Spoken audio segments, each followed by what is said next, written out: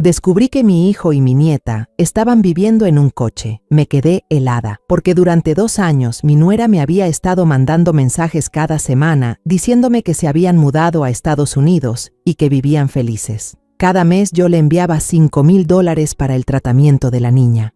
Cuando mi hijo me contó la verdad, no podía creer lo que estaba escuchando. Pero antes de continuar, revisa si ya te suscribiste al canal y comparte en los comentarios desde dónde nos estás viendo. Nos encantaría saber hasta dónde llegan nuestras historias de venganza.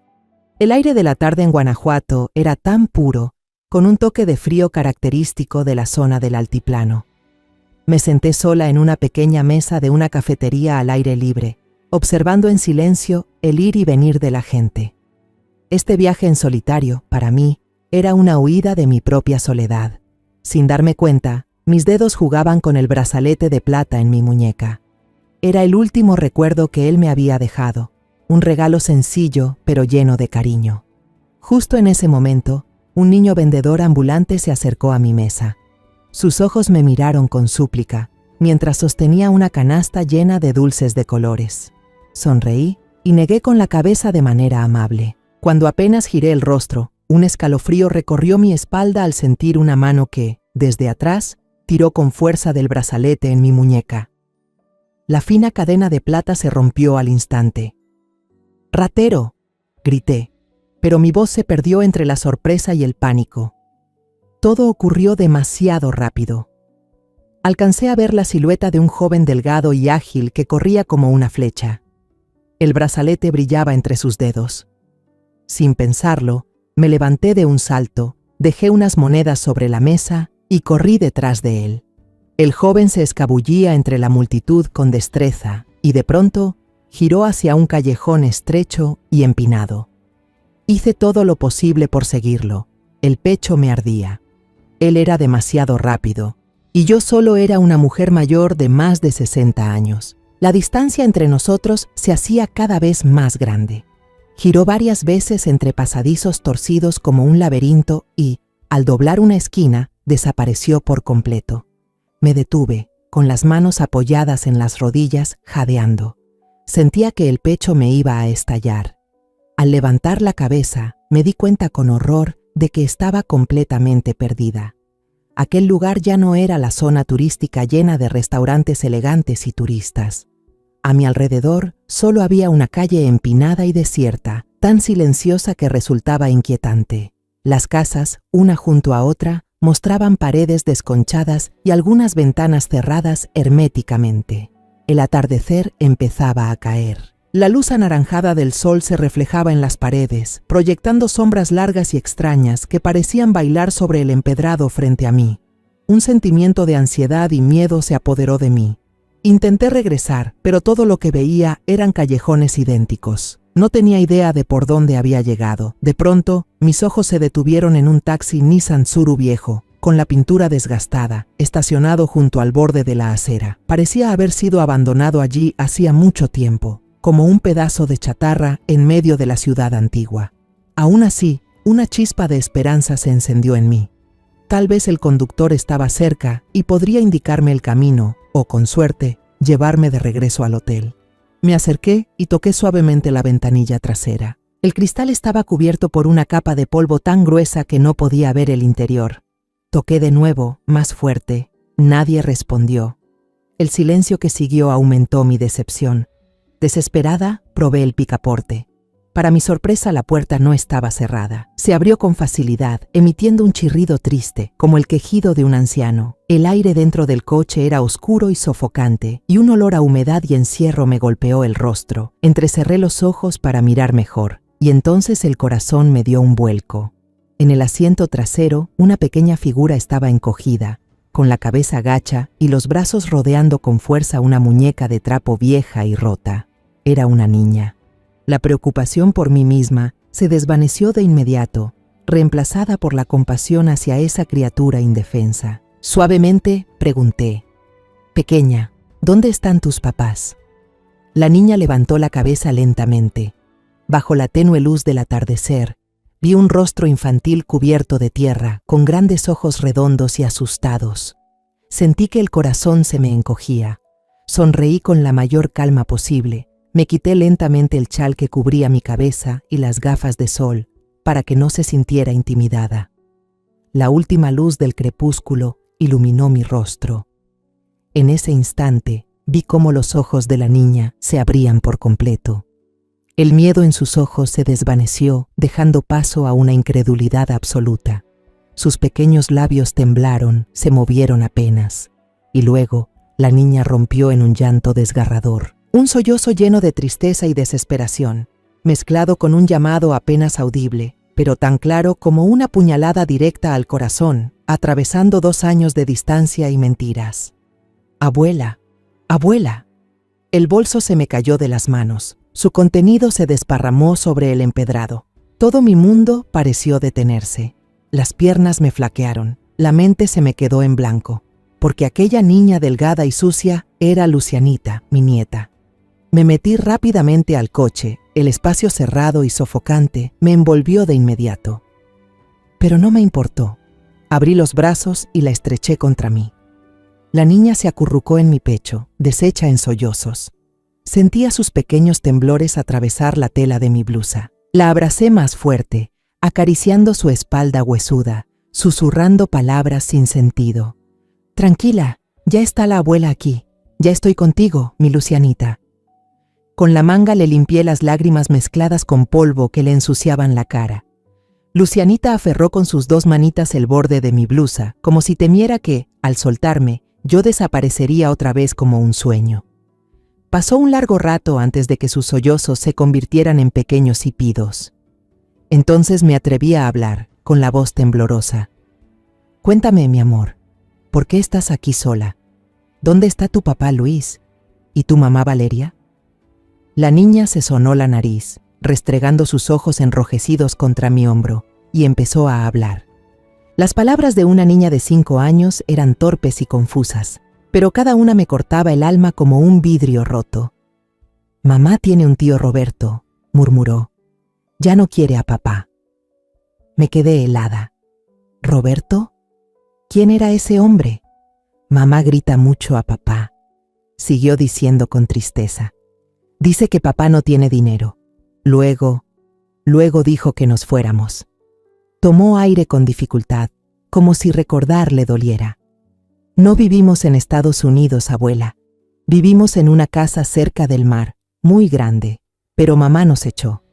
La cabeza me daba vueltas. ¿Había estado viviendo 2 años en una mentira? Todas las historias sobre la vida en Estados Unidos, sobre el trabajo de Luis, ¿eran falsas? Sentí el corazón encogerse al pensar en mi hijo. ¿Y dónde está tu papá ahora? Lucianita levantó su carita llena de lágrimas y señaló el asiento vacío del conductor. Papá se fue a manejar taxi para comprarme leche, pero esta mañana un señor le dijo que lo ayudara a cargar cosas, que le pagaría más. Entonces papá se fue muy temprano, bajó la cabeza, su voz se volvió apenas un susurro. Papá me dijo que lo esperara aquí, que no me moviera, dijo que podía perderme, pero tengo hambre, abuela. Miré a mi nieta. Su vestido estaba sucio y arrugado, el cabello enredado, los pies descalzos y cubiertos de polvo. De pronto comenzó a toser, una tos profunda, áspera. Su pequeña mano se llevó al pecho. Sentí que algo me oprimía el corazón. Una rabia helada comenzó a hervir dentro de mí, devorando toda tristeza. Valeria, ella. ¿Cómo podía tratar así a su marido y a su hija? ¿Cómo pudo inventar una farsa tan cruel y mentirme durante 2 años? Tenía que enfrentarse conmigo. Coloqué con cuidado a Lucianita en el asiento. Saqué el teléfono del bolso. Me temblaban los dedos al buscar el nombre Valeria en la lista de contactos. Pero justo antes de presionar el botón de llamada, me detuve. Algo me impulsó a revisar primero su Facebook. Necesitaba una pista, prepararme antes de enfrentar su mentira. La pantalla se iluminó y lo primero que vi no fueron fotos familiares ni publicaciones comunes. Era una transmisión en vivo. El título aparecía claramente en la pantalla, como una burla cruel. Brindemos por el éxito del negocio y por nuestro amor. #JackLife, #Blessed. En el video, Valeria se veía radiante y completamente distinta. Llevaba un vestido de seda blanco, escotado por la espalda, muy elegante y provocativo. Unas gafas de sol de marca le cubrían casi la mitad del rostro, pero su sonrisa satisfecha y sus labios rojos no podían ocultarse. En una mano sostenía una copa de champán dorada. Detrás de ella no estaba el pequeño departamento en Estados Unidos que yo siempre había imaginado, sino un mar azul interminable que se extendía hasta el horizonte bajo un sol brillante. Estaba de pie en la cubierta de un yate de lujo. Entonces, un hombre alto y musculoso apareció por detrás y la abrazó por la cintura. Valeria sonrió con alegría, recostó la cabeza en su hombro con ternura, y luego se besaron apasionadamente. Con voz coqueta, ella habló a la cámara. «Brindemos, mi amor, por nosotros». La música dance retumbaba y las risas alegres de la fiesta en el yate salían del altavoz del teléfono, contrastando de manera cruel con el silencio opresivo y el ambiente sucio del viejo taxi en el que yo estaba. La rabia me invadió de golpe. Salí del live stream de inmediato y abrí la parte de mensajes. Mis dedos se movían furiosos sobre el teclado, escribiendo un mensaje corto y lleno de ira. «Valeria, ¿qué significa esto? Lucianita está conmigo en Guanajuato. La niña está viviendo en un coche». Presioné enviar. El mensaje se fue enseguida, y casi al instante, el pequeño texto debajo cambió a «visto». Mi corazón latía con fuerza, esperando una explicación, una excusa o cualquier cosa. Menos de 30 segundos después, cuando estaba por escribir otra frase, la pantalla del chat se volvió completamente blanca. Un mensaje frío apareció. «No puedes responder a esta conversación». Me quedé helada. Intenté entrar otra vez a su perfil. «Este contenido no está disponible». Llamé a su número. El número que marcó no se encuentra disponible en este momento. Me había bloqueado, en todo, rápido y sin piedad. Me quedé inmóvil en la oscuridad que caía dentro del coche.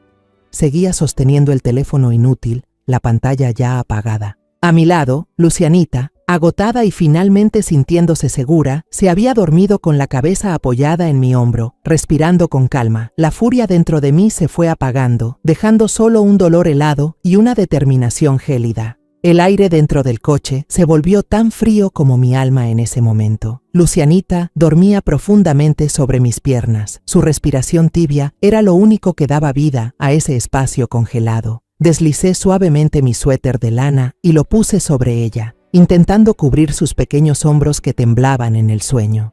Esa sensación de impotencia absoluta, de querer protegerla y darme cuenta de que había fallado terriblemente, me arrastró como una corriente hacia los recuerdos dolorosos de 2 años atrás. Todo comenzó una tarde aparentemente normal, en la calidez de mi sala. Valeria acababa de regresar de compras, con una bolsa roja de cuero de una marca de lujo que yo solo había visto en revistas. El bolso resaltaba de manera descarada en el ambiente sencillo de la casa. Sabía que el pequeño negocio de Luis estaba pasando por dificultades. Se desvelaba y madrugaba para sacar adelante cada peso. Por eso le hablé con calma, con la preocupación genuina de una madre.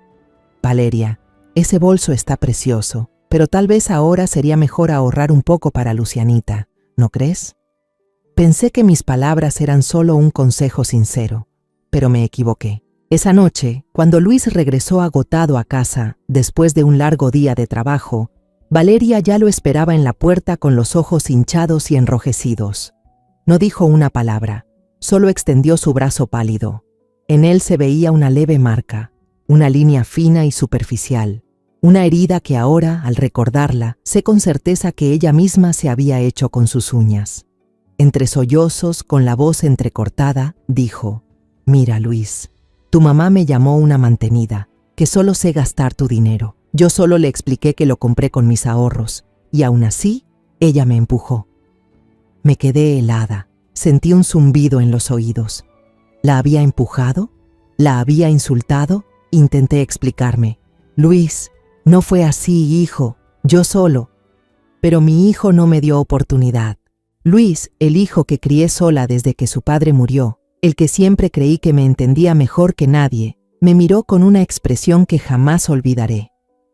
Era una mezcla de decepción profunda y una rabia que nunca antes había visto en él. Gritó, con la voz temblorosa por la furia: «¡Basta, mamá! Valeria lleva en su vientre a mi hijo. ¿Cómo pudiste tratarla así? Sus palabras cayeron sobre mí como un martillazo. Todo intento de explicación se perdió en medio de su enojo. Quise decirle que solo me preocupaba por su futuro, por el de mi nieta, pero no sirvió de nada. El punto más doloroso fue cuando se acercó. Tomó en brazos a la pequeña Lucianita, que apenas tenía 2 años y miraba sin entender nada, y sujetó con fuerza la mano de Valeria. Me miró fijo, y con voz dura, cada palabra como una puñalada, dijo: «Desde hoy no volveré a molestarte. Aunque me muera de hambre en la calle, no regresaré a buscarte. Viviré como Valeria quiera». Se fueron esa misma noche. Las maletas y bolsas fueron lanzadas al maletero a toda prisa. Yo me quedé inmóvil en la sala, viendo cómo el auto se alejaba calle abajo hasta desaparecer entre las luces amarillentas de las farolas y el silencio insoportable. Justo antes de doblar la esquina, la vi. Valeria, sentada en el asiento del copiloto, giró la cabeza. En la oscuridad me lanzó una media sonrisa, triunfante, arrogante, llena de desprecio. Una semana después, mientras aún me ahogaba en la tristeza, apareció un mensaje de Valeria. Su tono era completamente distinto, cargado de arrepentimiento. «Mamá, perdón por todo. Hemos decidido empezar de nuevo en Estados Unidos, para que Lucianita tenga un futuro mejor. Luis todavía está muy enojado, así que por favor no lo llame todavía. Poco a poco se le pasará. Yo hablaré con él». La trampa estaba tendida a la perfección. Yo, deseando con todas mis fuerzas reconciliarme con mi hijo, caí en ella. Les di su espacio. Esperé pacientemente a que Luis se calmara. Meses después, comenzaron las súplicas de ayuda. El primer mensaje llegó una noche lluviosa. «Mamá, Lucianita tiene fiebre alta y está hospitalizada aquí en Estados Unidos. Los gastos son muy caros. ¿Podría ayudarnos un poco?». Sin dudarlo, fui al banco a la mañana siguiente. Luego vinieron más mensajes, cada vez más urgentes, más desesperados. «El doctor dice que el corazón de Lucianita tiene un problema. Necesita muchos estudios especializados, mamá. Los resultados no fueron buenos. Tal vez necesite una cirugía. Tengo miedo, no sé qué hacer». Cada mensaje venía acompañado de una vieja foto de Lucianita. Fotos que ahora comprendo con dolor que fueron tomadas mucho tiempo atrás, cuando solo tenía una gripe. En ellas, la niña se veía pálida, débil, con la mirada cansada. En ese momento, yo solo sentía mi corazón romperse por amor a mi nieta. Vendí las pocas joyas que mi esposo había dejado, saqué todo el dinero de mi cuenta de ahorros para la vejez e incluso vendí la casa llena de recuerdos de nuestra vida juntos para mudarme a un departamento más pequeño. Todo eso solo para enviarle dinero a mi nuera, con la fe ciega de que estaba salvando la vida de mi nieta. Cada vez que intentaba hablar por teléfono con Luis, Valeria encontraba una manera hábil de evitarlo. «Está trabajando en el turno de noche. No quiero despertarlo». Se enojó cuando mencioné a su mamá. «Déjale un poco más de tiempo, intentaré convencerlo». Los recuerdos se desvanecieron, disipándose en el aire frío del taxi. Volví a la dura realidad. Miré el rostro angelical de Lucianita, profundamente dormida, y luego la oscuridad espesa más allá de la ventana. La rabia hacia Valeria y el dolor de haber sido engañada se mezclaban con la tristeza por mi hijo y mi nieta, todo formándose en una masa amarga en mi pecho. Me había equivocado. Mi mayor error no fue haberle dado el dinero. Mi mayor error fue creer que mi hijo realmente estaba tan enojado conmigo que no quería volver a verme. En medio de su sueño inquieto, Lucianita se movió y un tosido ronco y seco salió de su pequeño pecho. Esa tos fue como una campana de alarma. No podía dejar que durmiera toda la noche en ese lugar frío y miserable. Tenía que actuar, de inmediato. Pero entonces la imagen de mi hijo, con los ojos llenos de furia, y esas palabras crueles que me dijo aquel día, volvió a mí, como un grillete invisible que oprimía mi valor. El miedo a enfrentar a Luis, el miedo a que me rechazara una vez más, seguía siendo una herida abierta. Sin embargo, al mirar a la pequeña que dormía entre mis brazos, supe que el amor debía ser más grande que el miedo. Me incliné y susurré sobre su cabello despeinado. «Vamos a buscar un lugar más cálido, mi amor». La levanté con cuidado. Se movió un poco y luego apoyó la cabeza en mi hombro, volviendo a caer en su sueño cansado.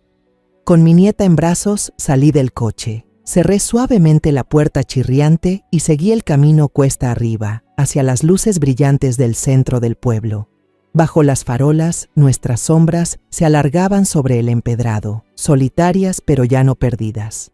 Por suerte, encontré un pequeño hotel limpio y aparentemente seguro. Después de registrarnos, coloqué a Lucianita con cuidado en la cama de sábanas blancas.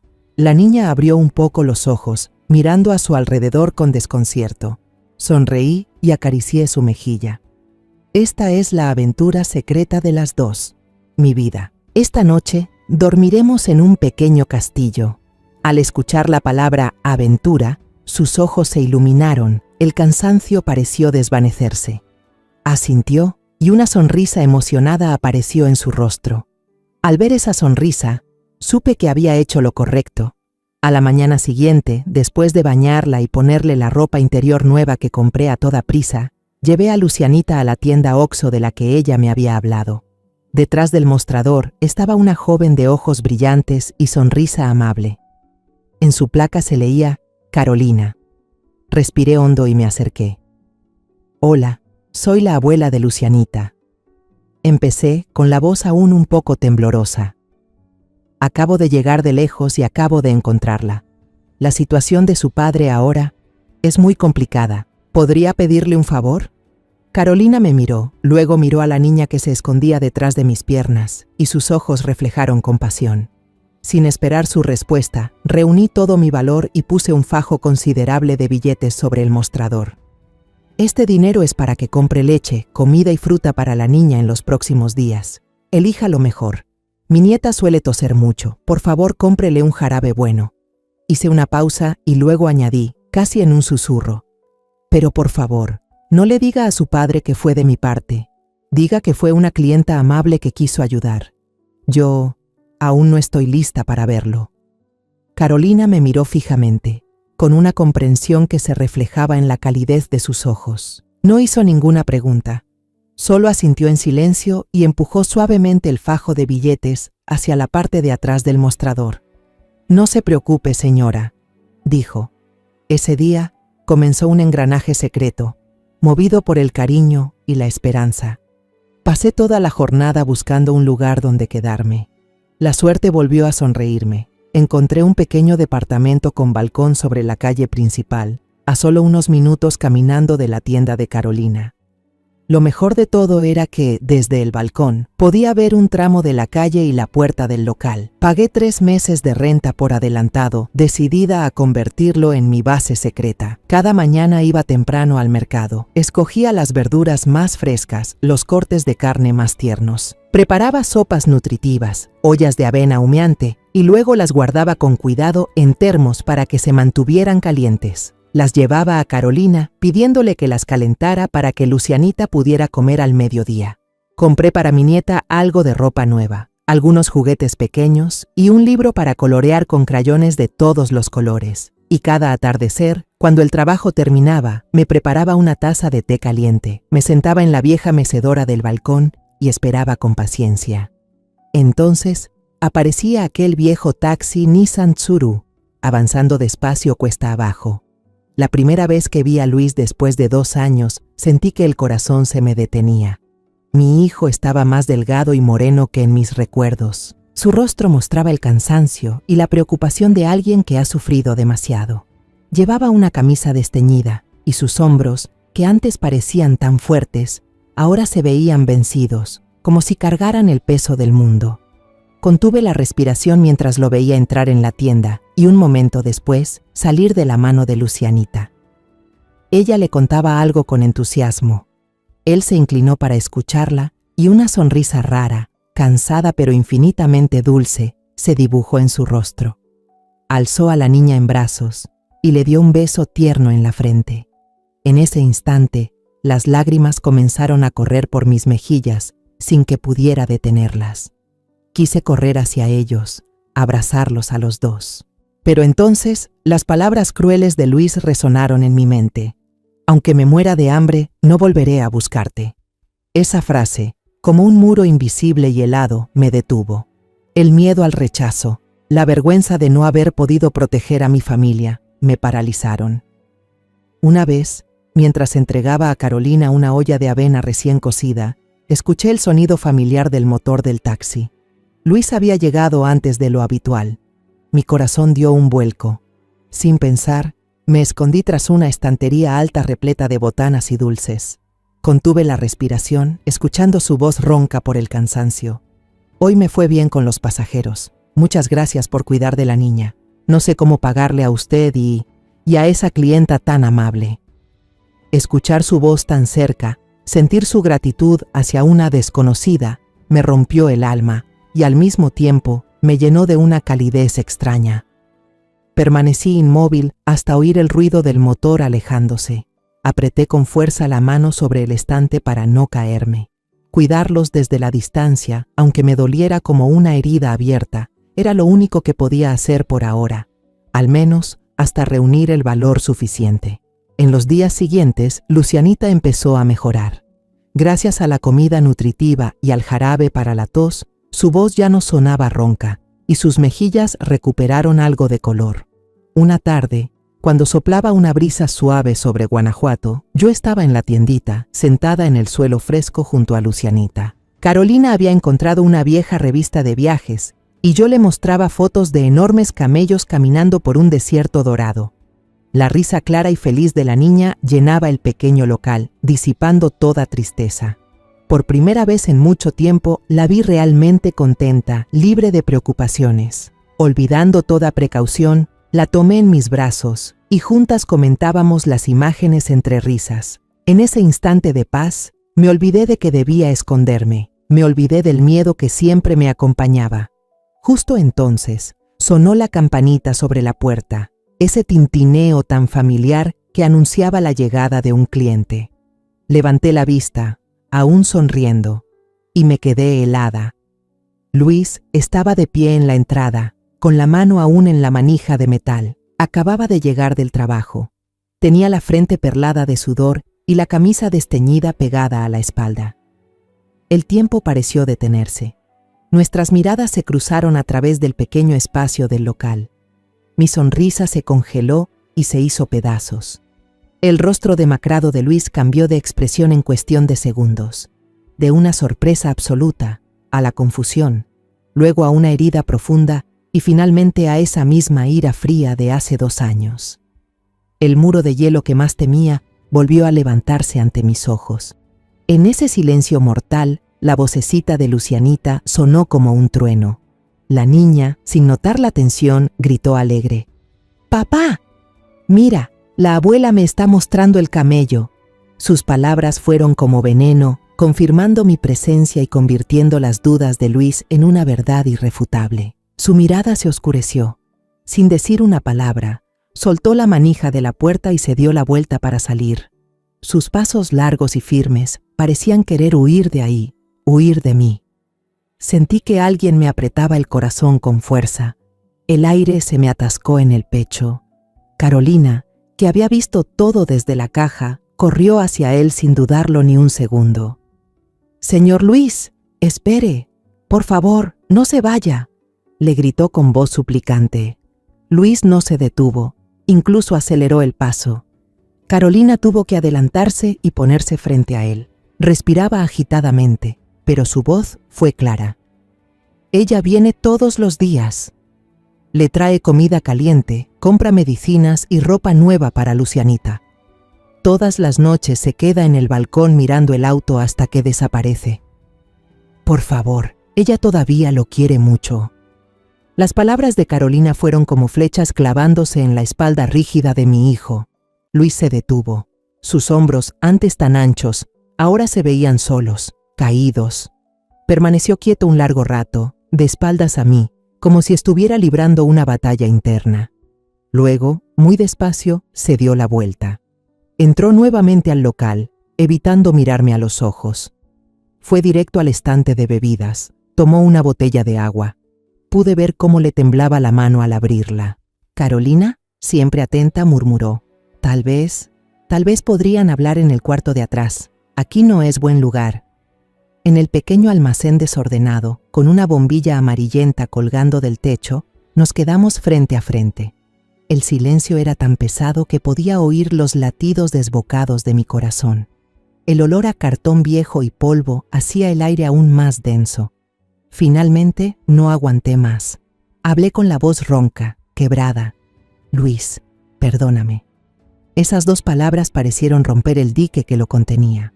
Luis alzó la cabeza de golpe y por primera vez nuestras miradas se cruzaron. Sus ojos estaban enrojecidos. Empezó a hablar con voz entrecortada, cada palabra saliendo como una herida abierta.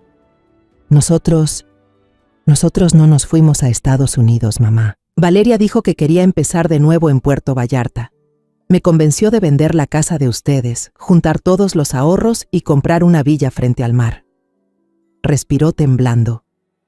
Dijo que como yo no tenía papeles de negocio legales, era mejor que la casa estuviera a su nombre para poder trabajar. Yo le creí, mamá. Le creí ciegamente. La semana siguiente, cuando los papeles de la casa se firmaron, cambió por completo. Llevó a un hombre a casa, el mismo que tú viste en el yate. Presentó la demanda de divorcio y me acusó de violencia para que no pudiera reclamar nada. Soltó una risa amarga, vacía. No tenía dinero para un abogado, ni amigos allá. El juicio fue rápido. Lo perdí todo. La casa, el dinero, mi dignidad. Me tiró unas monedas y nos echó a mí y a Lucianita como si fuéramos perros. Su voz se quebró. Quise llamarte. Muchas noches tuve el teléfono en la mano, pero me daba vergüenza. Te dije aquellas cosas. Te juré que aunque me muriera de hambre no volvería. Ya no tenía cara para hacerlo, mamá.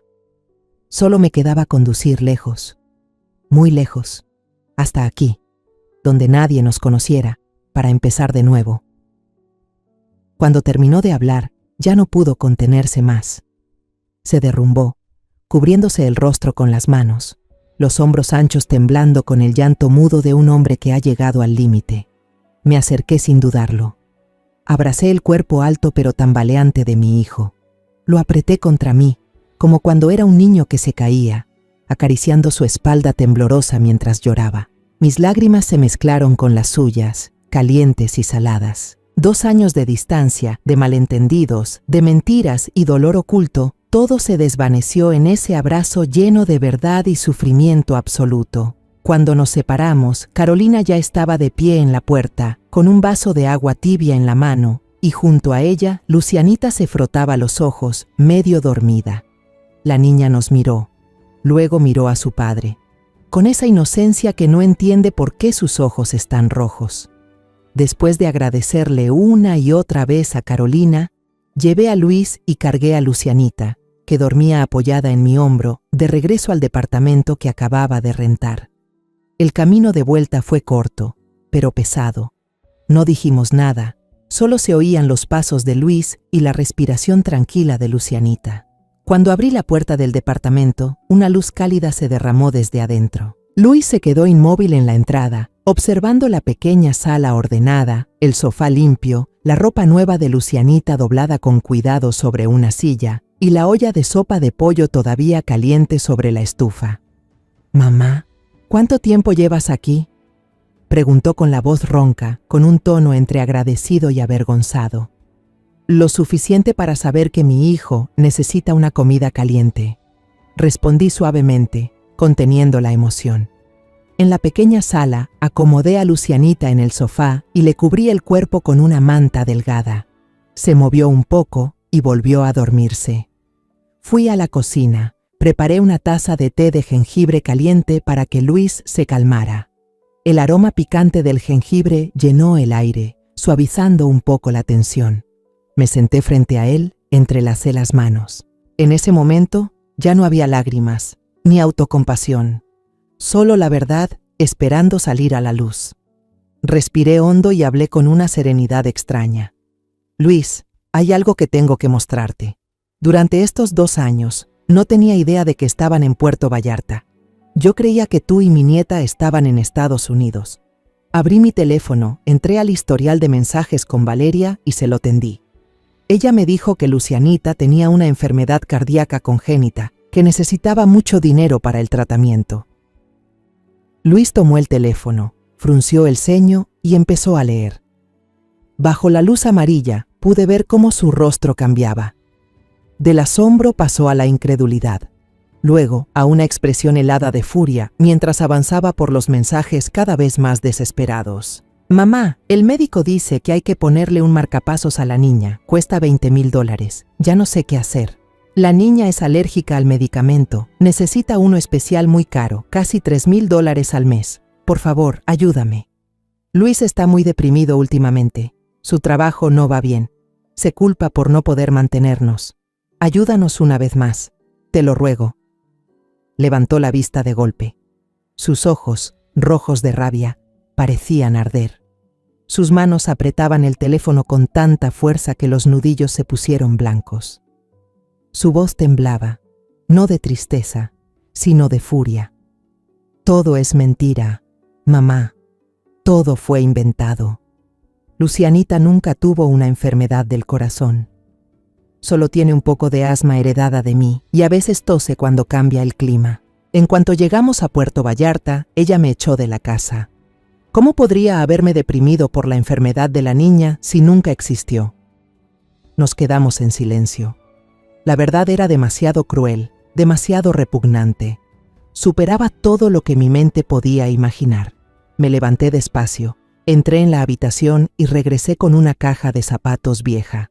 Dentro no había zapatos, sino todos los comprobantes de transferencia y los estados de cuenta bancarios que había guardado cuidadosamente durante los últimos 2 años, con la esperanza de que algún día no tuviera que usarlos.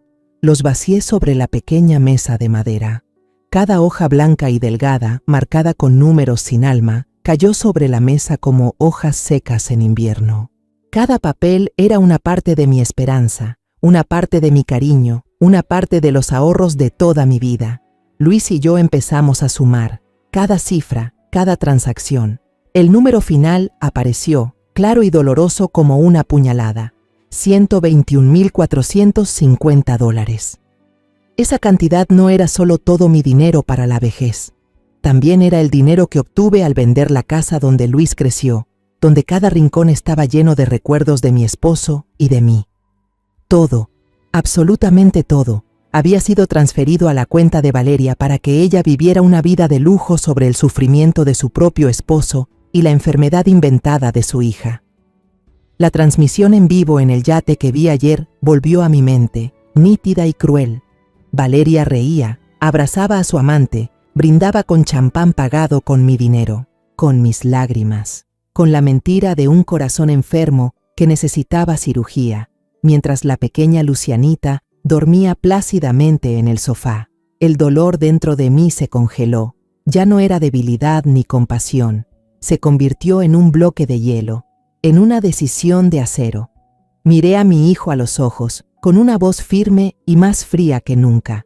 Luis, no podemos dejar que ella se salga con la suya. Voy a recuperar todo. No solo el dinero, también la justicia para ti y el honor de nuestra familia. Esa noche, ninguno de los dos durmió.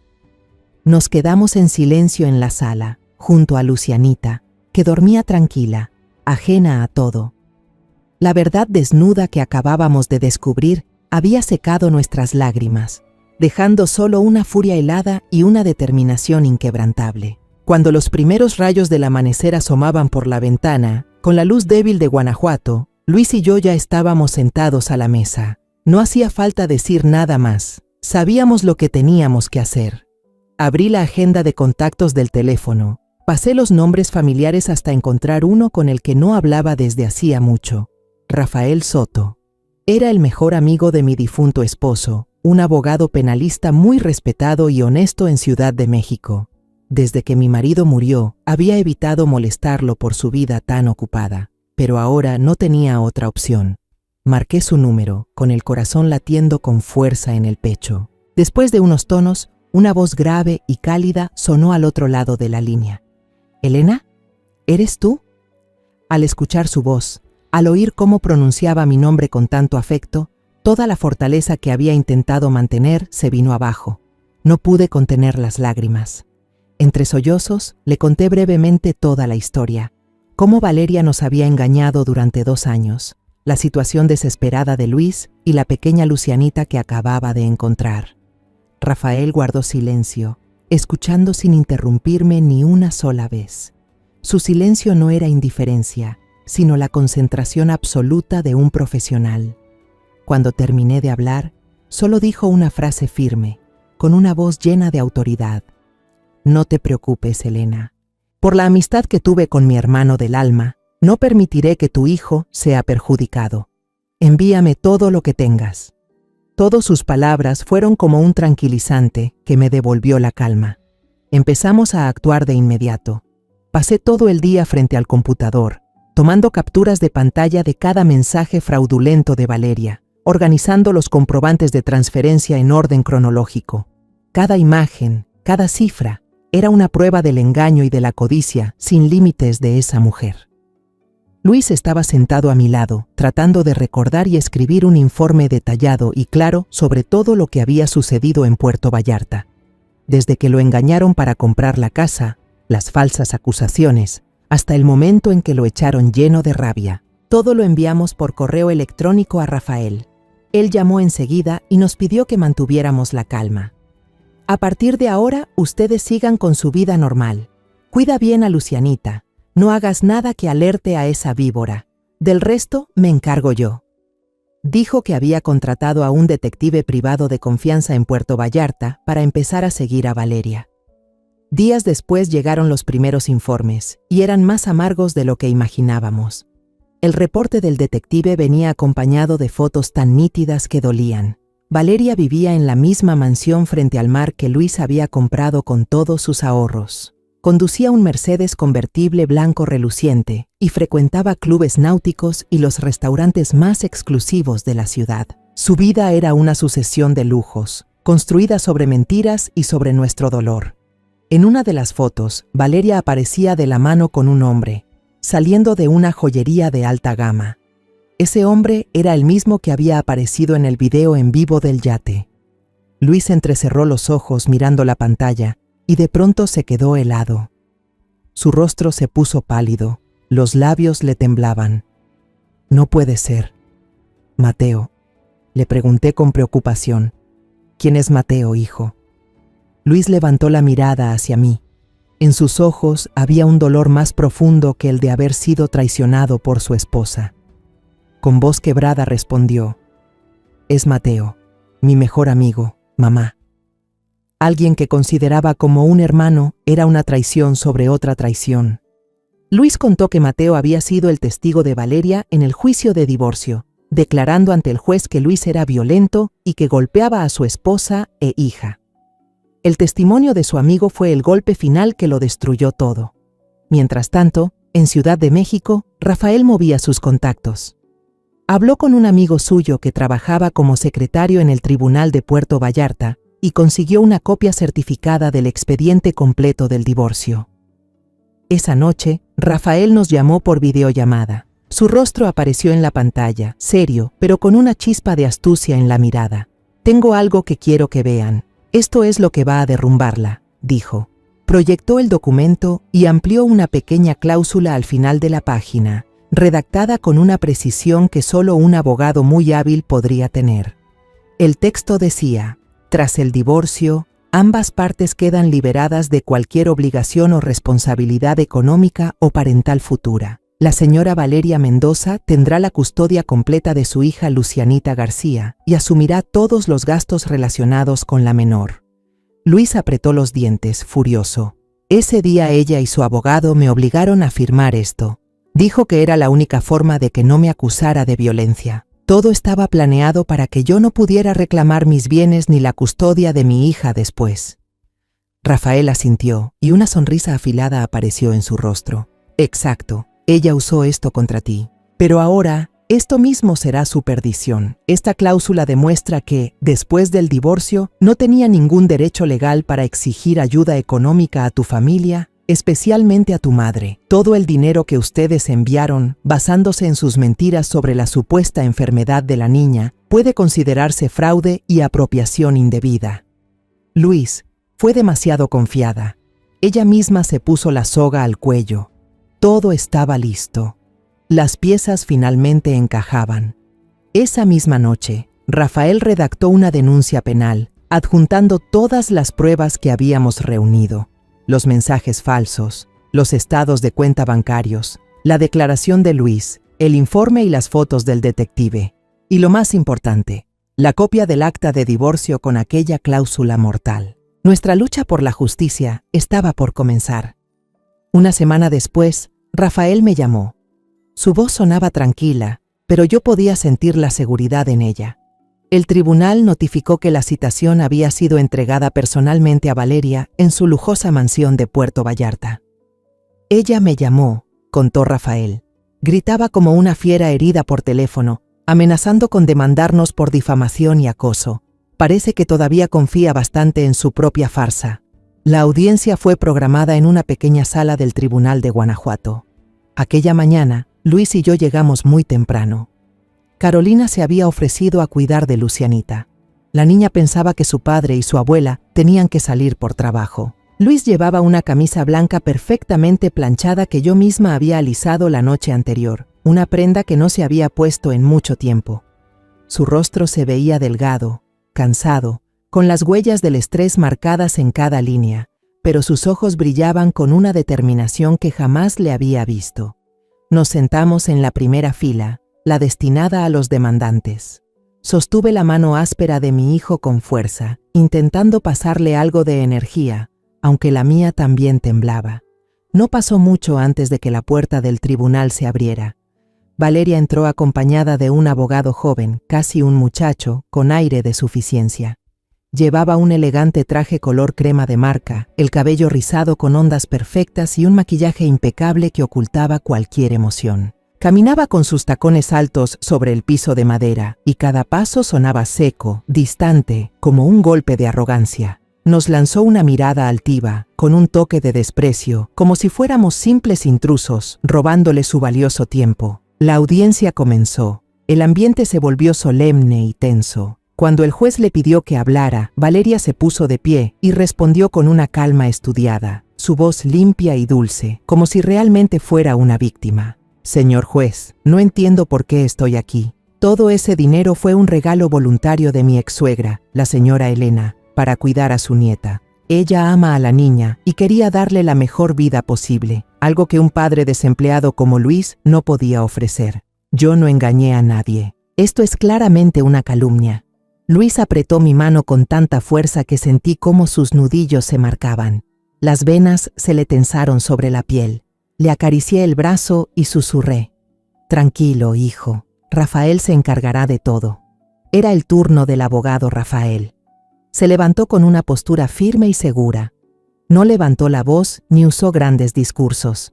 Simplemente saludó al juez con respeto y dijo: «Señoría, para ahorrar tiempo, solicito permiso para proyectar las pruebas en la pantalla principal». La petición fue aceptada. La pantalla blanca detrás del juez se encendió. La primera evidencia fueron decenas de mensajes de texto enviados por Valeria. Una secretaria del tribunal comenzó a leerlos en voz alta, con tono neutro, sin emoción.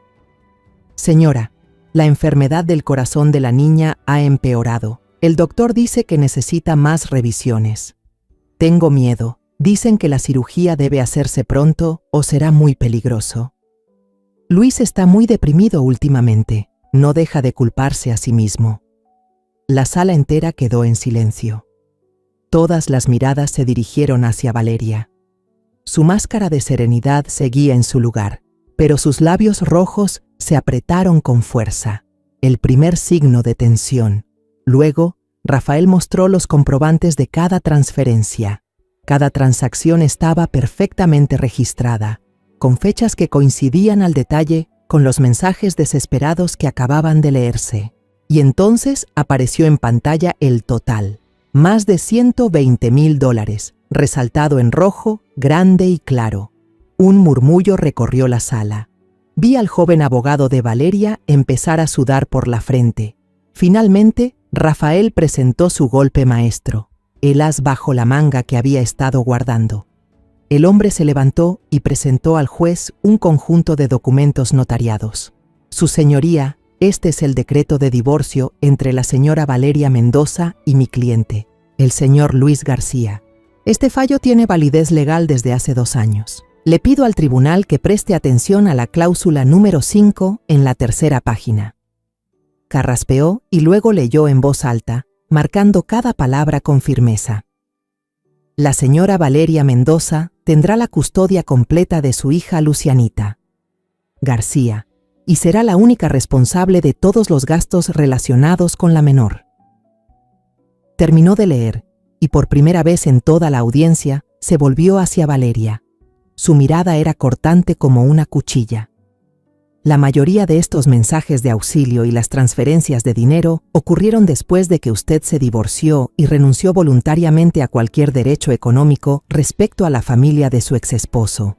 Entonces dígame, señora Mendoza, ¿con qué derecho le exige a su suegra mantener a una familia que ya no existe? ¿En qué se basa para inventar una enfermedad cardíaca de su propia hija con el fin de apropiarse de bienes ajenos? Un silencio absoluto cubrió la sala. Todas las miradas se clavaron en Valeria.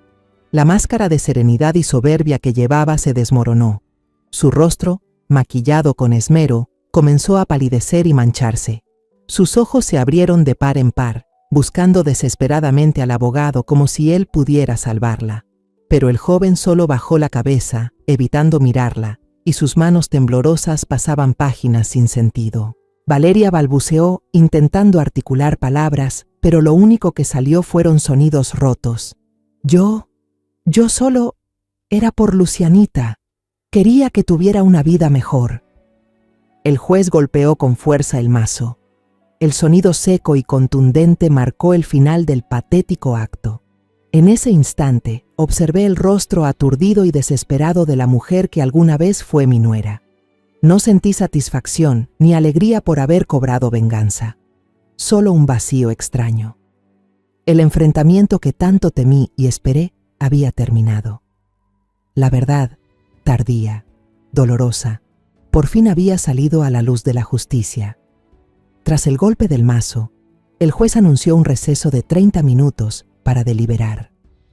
La sala, ya de por sí cargada, se volvió aún más pesada. Los curiosos y los reporteros locales comenzaron a salir, murmurando y comentando entre ellos. El lugar quedó a medio vacío, solo permanecieron quienes realmente estaban interesados en el desenlace. Valeria se desplomó en la silla, sin fuerzas. Ni el maquillaje perfecto podía ocultar la palidez extrema de su rostro. Sus ojos, vacíos, miraban hacia la nada. Su abogado se inclinó para susurrarle algo al oído, tal vez una frase vacía de consuelo o la aceptación de una derrota inevitable. Luego guardó sus papeles, se levantó y salió en silencio, dejándola sola frente a la tormenta que se avecinaba. Ya había cobrado sus honorarios, su trabajo había terminado. Mi mirada se dirigió casi sin querer al fondo de la sala, y lo vi. Mateo, el amante y antiguo amigo que traicionó a mi hijo, estaba encogido en la última fila. Durante el juicio, su rostro cambió varias veces. De la seguridad, pasó a la inquietud y finalmente al pánico cuando Rafael presentó las pruebas irrefutables. Ahora, viendo a Valeria derrotada, ya no quedaba en él nada de aquel aire elegante. Se levantó, se arregló el caro corbatín de seda como un gesto automático para disimular su nerviosismo y pasó frente a nosotros sin mirar a la mujer derrumbada. Salió por la puerta, rápido, como un fantasma cobarde. Su huida, su negación tan descarada, me resultó más cruel y despiadada que cualquier sentencia que pudiera dictarse después. Media hora después, el juicio continuó. El juez entró con el rostro serio, sin mostrar la menor emoción. Toda la sala quedó en silencio absoluto. Se sentó, tomó la sentencia y comenzó a leer con voz firme y clara. Después de examinar todas las pruebas y los testimonios, el Tribunal de Justicia de Guanajuato llega a la siguiente conclusión final. Contuve la respiración. La mano de Luis apretó con fuerza la mía. La acusada Valeria Mendoza es culpable de fraude y apropiación indebida de bienes por una suma especialmente elevada, causando graves consecuencias. Su conducta fue calculada, aprovechándose de los lazos familiares y de la confianza de otros para obtener beneficios personales. El tribunal dicta sentencia: 5 años de prisión. Valeria fue declarada culpable de fraude y apropiación de bienes con una suma considerable. La pena impuesta: 5 años de cárcel. En cuanto a la responsabilidad civil, la acusada Valeria Mendoza deberá devolver la totalidad del dinero sustraído, equivalente a $121.450 estadounidenses, a la demandante, la señora Elena García. El tribunal ordena el embargo de todos los bienes a nombre de la acusada, incluyendo la villa en Puerto Vallarta y el automóvil Mercedes, para proceder con la ejecución de la sentencia respecto a la custodia de la menor, continuó el juez, mirando directamente a Luis con una expresión llena de empatía. Debido a la conducta fraudulenta sistemática, el estilo de vida irresponsable y el uso de la hija como instrumento de manipulación, este tribunal considera que la acusada no posee la capacidad moral ni las condiciones necesarias para seguir criando a la menor. El tribunal retira completamente la custodia a la señora Valeria Mendoza y otorga la patria potestad y custodia total de la niña Lucianita García a su padre biológico, el señor Luis García. Se añadió una última frase, como un acto tardío pero necesario de justicia. Al mismo tiempo, el tribunal desestima por completo las acusaciones previas de maltrato hacia el señor Luis García, aclarando que dichas afirmaciones carecen de fundamento y fueron calumniosas. Al escuchar la condena de 5 años, Valeria soltó un grito desgarrador, inhumano. Luego se desplomó al suelo, su cuerpo convulsionando en un ataque de pánico. 2 guardias corpulentos entraron de inmediato, la tomaron por los brazos y la sacaron de la sala. Al pasar junto a mí, levantó la mirada. Ya no había soberbia ni desprecio en sus ojos. Solo quedaba una furia desesperada y una oscuridad absoluta, la de alguien que lo ha perdido todo. No sentí alegría ni satisfacción. Al ver a la mujer que alguna vez fue mi nuera, la madre de mi nieta, ser esposada y llevada por los guardias, solo experimenté un alivio pesado. Todo había terminado. La justicia no puede borrar las cicatrices en nuestros corazones, pero al menos ha limpiado los escombros, dejándonos un terreno donde empezar de nuevo. Luis estaba sentado a mi lado, en silencio, como una estatua. No lloraba ni sonreía. Solo exhaló un suspiro largo, como si se quitara de encima una carga que había llevado sobre los hombros y el alma durante 2 años interminables. Se volvió hacia mí y me abrazó con fuerza. Sentí el temblor en su cuerpo, pero esta vez no era de rabia ni de tristeza, sino de liberación. Su voz ronca sonó junto a mi oído. Gracias, mamá. Gracias por no haberme abandonado. Salimos del tribunal. El cielo de Guanajuato estaba despejado y lleno de sol, como si quisiera borrar toda la oscuridad anterior. Carolina nos esperaba afuera con Lucianita. Había llevado a la niña al parque cercano para que no tuviera que presenciar la tensión del juicio. Al vernos, Lucianita gritó de alegría y corrió hacia nosotros. No sabía nada del juicio ni de los errores de los adultos. Solo sabía que, desde ahora, estaría con su padre y su abuela, y no tendría que dormir sola en un coche frío otra vez. Se lanzó a los brazos de Luis. Luego rodeó mi cuello con sus bracitos. En el calor de su abrazo, respirando el aroma de su cabello con olor a sol, supe que, aunque habíamos perdido casi todo, habíamos recuperado algo infinitamente más valioso. Eso era la familia. Un año pasó tan rápido como un parpadeo, llevándose consigo las viejas heridas y dando paso a nuevos brotes de vida. Después del juicio, tuvimos una larga conversación. Luis me preguntó si quería volver a la antigua ciudad, donde estaba nuestra casa, nuestros amigos y los recuerdos de siempre. Miré a mi hijo, a mi nieta, y luego a las calles llenas de color de Guanajuato. Negué con la cabeza. La ciudad vieja guardaba demasiado dolor, demasiadas despedidas. Guanajuato, el lugar donde ocurrió el encuentro que cambió nuestro destino, donde recuperé a mi familia, era ahora mi verdadero hogar. Unos meses después, el dinero obtenido de la subasta de la mansión y de los demás bienes de Valeria fue depositado íntegramente en mi cuenta. Con el cheque en la mano, lleno de cifras que había conseguido a costa de lágrimas y confianza, no sentí ninguna alegría. Ese dinero, para mí, estaba manchado de engaño. No lo guardé para mí. Usé una parte para comprar una casa pequeña y encantadora, con un patio lleno de bugambilias en las afueras de la ciudad. Un lugar lo bastante tranquilo para mi vejez y lo bastante amplio para las risas de los niños. El resto se lo entregué todo a Luis. «Tómalo, hijo», le dije. «Úsalo para empezar de nuevo. Construye el futuro que realmente deseas». Luis no volvió al oficio de taxista. Con ese capital hizo realidad un sueño que había guardado durante años, un sueño que antes le parecía imposible. Abrió una pequeña pastelería justo frente a nuestra casa. Él mismo construyó las mesas y las sillas, pintó las paredes con un tono cálido color crema y le puso a la tienda un nombre sencillo: Dulces de la Abuela. El letrero de madera fue tallado y pintado por sus propias manos. Dijo que, gracias a mí, él y Lucianita tenían el presente que disfrutaban. Y por supuesto, no podía faltar Carolina. Aquella chica de sonrisa radiante había dejado su trabajo en la tienda de conveniencia. Ahora era la administradora indispensable de la pastelería. Era ágil, organizada y, lo más importante, su dulzura y paciencia habían ido curando poco a poco las heridas profundas del corazón de Luis. Yo solía sentarme en un rincón, observándolos en silencio. Veía cómo se miraban mientras discutían una nueva receta, cómo sus manos se rozaban por accidente al decorar un pastel y enseguida se apartaban, con las mejillas encendidas. Un amor tranquilo, puro y sincero florecía entre ellos.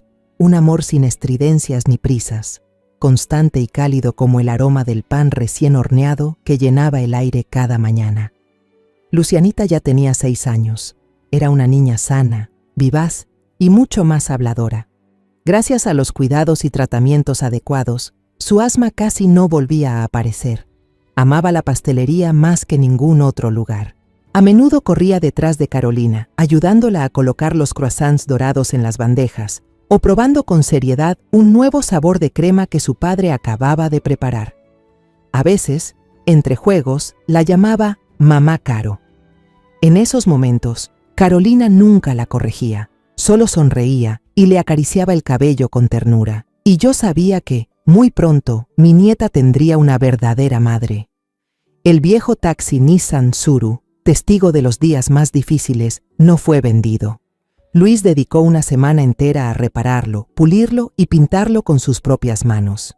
Eligió un color verde esmeralda brillante, el color de la esperanza. Cada fin de semana, cuando la panadería cerraba, toda la familia cargábamos el coche con cajas de pasteles recién horneados y manejábamos hacia los pueblos pobres de las afueras para repartirlos entre los niños.